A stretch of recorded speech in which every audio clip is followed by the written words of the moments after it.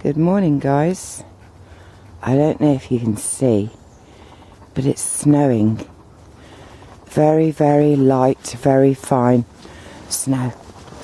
Let's whoops, move that out of the way. Here we are, all ready to go. I've got my long johns on today. It's very cold, and it's 8:59 Sunday. So, hi guys. Let's get going. Yes, it's very fine, dusty snow. I watched a video yesterday. Someone who has subscribed to me, and I always kind of have a look at their channel. And do you know, I can't remember the name now. Oh, bother. Never mind. But his feet when he was barefoot walking were just beautiful, absolutely beautiful. As he put down the ball of the feet, the toes splayed out. It was just beautiful to watch. I'll put his link to the video at the end. But it really does show you the mechanism of the foot and how these toes want to reach out and connect with the earth. Right. Well, I suppose what I should talk about is the fear that's going round about freedom. Oh my goodness, here you can just see the snow that's starting to fall. Can you see? Yes, the fear that's going around about freedom. Suddenly, everyone in the world is going to want to steal, kill, rape, maim. Oh goodness, people. We have been programmed to believe this for so long that even now freedom is we're here. It's people are still connected with the system, and David Icke in his books actually explains that the systems cannot be changed by the same thoughts, consciousness that created them. It is a new consciousness, a new way of thinking. Systems will be gone. Freedom means there are no systems. Freedom means that you, lovely sound of the bird, that you are responsible for your life. Nobody else is. And everything, guys, is a vibration. Everything. And at the moment we have this very low vibration where we fear everybody. Now that is a programmed state. That is a programmed state. We have been so overdosed on soap operas, series, films, where it's all about death, destruction, hate, greed, all of it really. Honey, get your ball. And I think it shows us just how entrenched we are within the fear-mongering that has been deliberately created over long periods of time, just so that if this point ever came, the people would be too scared. It's like those monkeys and the banana, where they put the bananas in a cage and they put in 10 monkeys And when they went to get the bananas, the monkeys would get a shock. So they were hungry, they wanted this food, and they'd keep trying to get it, and they would get a shock. And eventually, the monkeys no longer tried to do what was absolutely normal and take the banana to satisfy hunger. They were so fearful that they just wouldn't even attempt to go near it. So this food for these hungry monkeys, which was right within reach, they wouldn't even attempt to touch it, these first 10 monkeys. So then they removed one of the monkeys, one of the original 10, and they put in a new monkey. And that new monkey tried to get the bananas and got a shock. And they did this until all of the original 10 monkeys had been removed. And none of the monkeys in the cage had actually got a shock. Do you understand what I mean? The first one had gone, it had been replaced. That one got a shock. They took out another monkey, brought in a new one. That one wouldn't even go for the bananas. So you end up with 10 monkeys in this cage who are hungry, with bananas dangling, and none of them will attempt to save themselves by grabbing the bananas. And in fact, even when they turned off the shock to the bananas, the monkeys wouldn't go near it. And I feel that we find ourselves in that kind of position right now. I have been. Can you see the snow? Isn't it beautiful? Do-do-do. We're in that position now, and we have lived with fear. Well, I certainly have. I don't know about any of the rest of you. I have lived with fear my entire life. It didn't seem to be so bad when I lived in Liverpool, and you know, I stayed there till I was 7 years old, I think.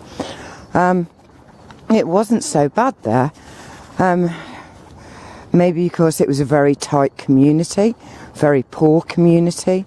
Maybe there was nothing to steal. Maybe people were not so fearful then. I don't know. But I do know that for the rest of my life, I have always had something to be frightened of. And not necessarily the stranger approaching me from behind in the woods. I have had roads to be fearful of, strangers to be fearful of, men to be fearful of, beautiful, attractive women to be fearful of, doctors, dentists, disease, getting knocked over on a road, getting killed by the bus and not having on clean underwear. I have had so much to be fearful of that has been programmed into me. And then there have been all of the things that I have become aware of myself that are fearful, such as the chemtrails, the fluoride, the inoculations, the vaccinations, the flu virus, the mad cow disease. Oh, and it goes on and on and on. So it's no surprise, really, that we're at this point where the bananas are hanging there, and we are very reluctant monkeys. And hello, are you having a little dance? How beautiful. You know, and it's kind of very, very understandable. But it is all to do with a different mindset. It's all to do with a different mindset, and it's all vibrationary.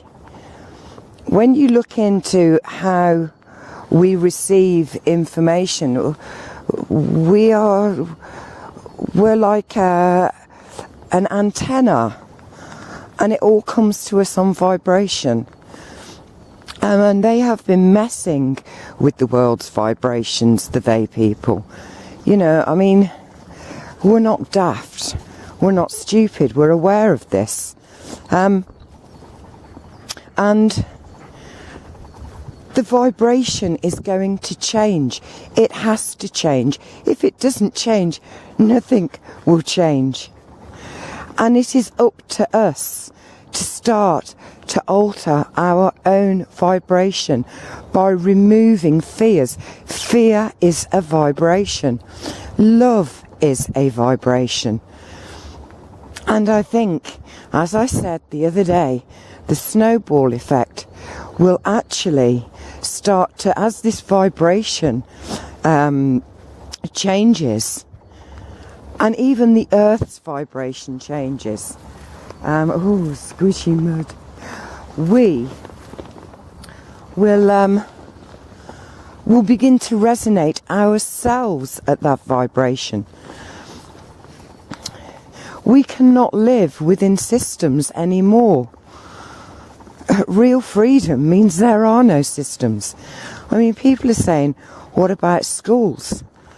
Oh, goodness me. Schools is one of the things that we need to get rid of. Understanding, knowledge and wisdom, if you like, will be shared. People will learn skills.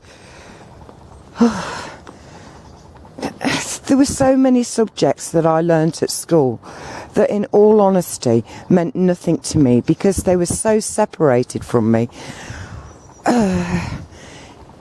They weren't useful. And the subjects that were useful, like domestic science, luckily, I was still in school when they did domestic science. They didn't get rid of it. But I was very interested in domestic science because it was useful to me. And a bit like my grandson, Tyler, who has, been in a special school all his life, autistic, uncontrollable, all the other labels that he's had, ADHD, you name it, he's had it. That guy is at college and he is absolutely loving his learning. Get your ball, honey. Where is it? Go on. Look at the snow starting to settle on there. Go and fetch your ball. And he is doing this course and is getting the highest marks of all of the students. He's got commendations. Why? Because it is something that is useful to him and engages him. So therefore, he wants to learn.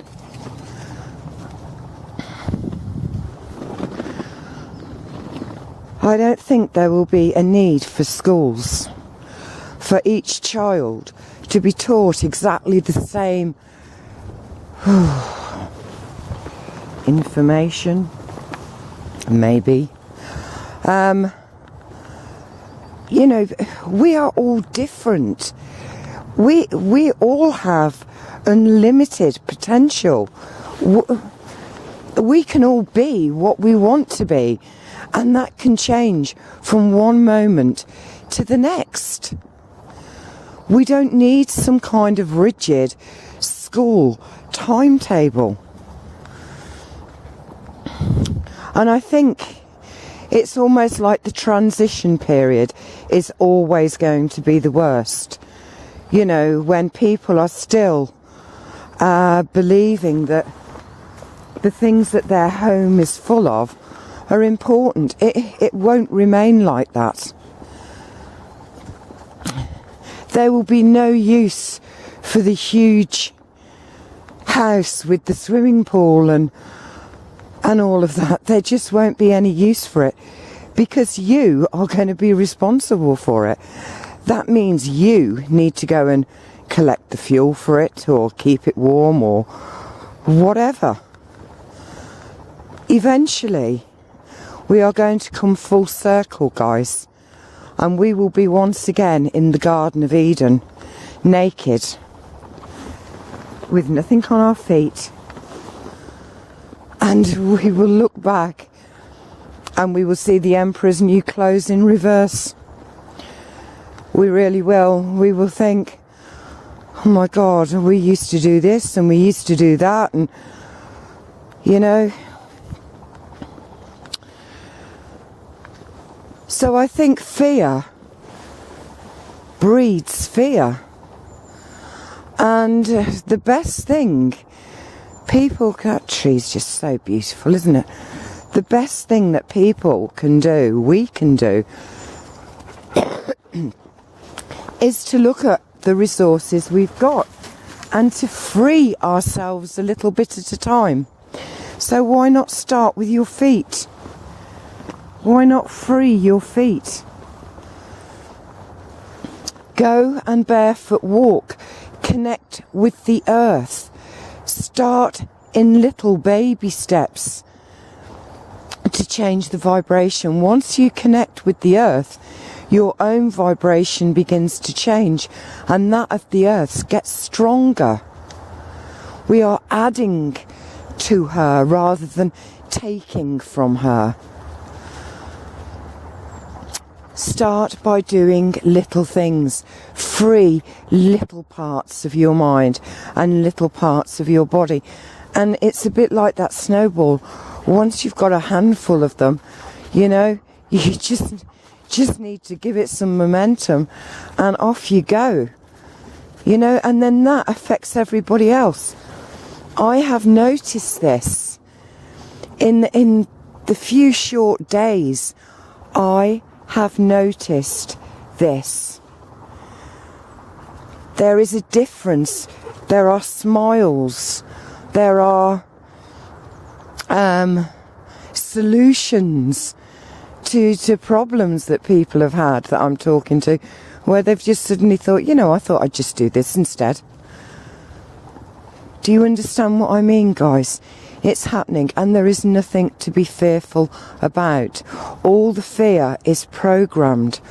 All the fear is programmed. It has been for decades, well, centuries really. But for me personally, and most of you, it will have been decades. But it's been kind of based on the experiences of your lineage.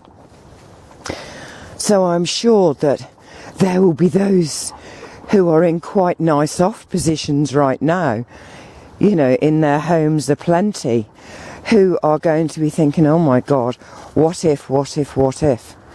Well, the thing is, they will have to change. Well, they won't have to, they will just want to. Because having the big house full of useful things is keeping them in the same old, same old. They will remain in the same place and won't move. And the thing is, the creation of the things that they need to maintain their things will eventually no longer exist. The only thing that can maintain you and the things you choose to carry with you will be down to you. So yes, it's not just the meek and the mild who have heard this, who are thinking, oh my God, you know, this might happen, that might happen. It's also the rich and powerful, or even just those who are in a very nice position. Thank you very much. Let the status quo remain. And the thing that will happen is they will become more and more aware.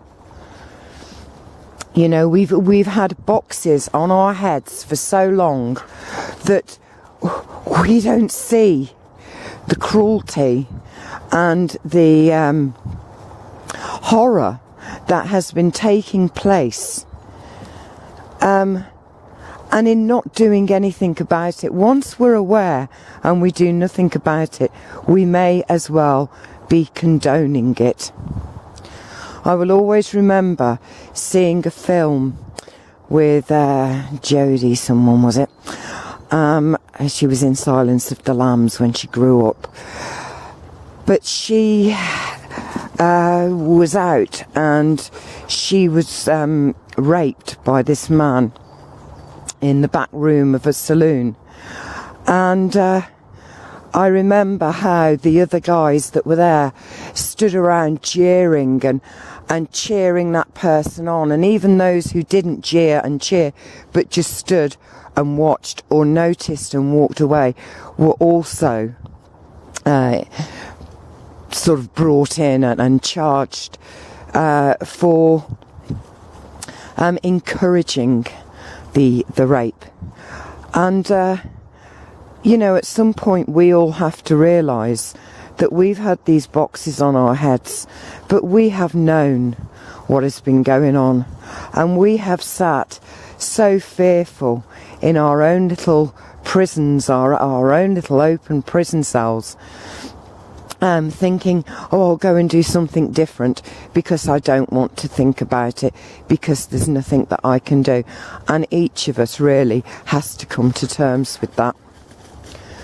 Do you know what I mean? I'm talking about me as well. If ever I see anything going on, I generally will stop and go and do something, you know. I don't kind of shy away in a corner and don't look, ignore it, look in the shop window instead. No, I don't. I actually get involved because I couldn't sleep if I didn't. However, there are things going on in this world that I'm aware of that I have done nothing about. I might have come on this channel or orgasmic and said the odd thing or two, but did I stop anything or did I change anything? No, I can say not in my name, but as long as I turn my back and it keeps going on, then I might as well condone it, because the people who are waiting there to be rescued by those who have got a conscience and those who believe in fairness, equity and justice, they're not coming. They're not coming because we've turned our backs. Things are going to change. Things are going to change. And if we go into it in a fearful mind, then we're just dragging the fear with us. And we're making it difficult for others as well. You know, it's about being responsible now. Responsible and enjoying the freedom. But do it small things at a time. Release yourself from it little by little. And why not start with your feet? And hello guys. Hello, hello. Yes, start with your feet and give them a taste of freedom. And you'll find that your vibration anyway, your own personal vibration, will begin to change because you've connected your soul to Mother Earth. Right, I'm going to go now. So it is cold. My feet are pink. But I can feel them and they're alive. And yes, to see that man's footfalls was absolutely beautiful. The way his toes, you know, the ball went down and his toes opened up and connected each one of them with earth. Absolutely stunning. So I must put that on the bottom. So guys, keep looking up and enjoy life, live it, because joy is also a vibration, and if you start with it in your own being, it will affect those that you come into contact with. It really will. And let's just step forward into this new freedom that we have, watching where we put our feet, but opening our soul as we do so with each footstep we take forward into our new future. I love you all, and that's it. So, from the beautiful Wayne Body Wood, it's goodbye from me. and Henny and Debbie. Leaf on my toes. Bye everyone, wave toes. Bye, bye. Goodbye.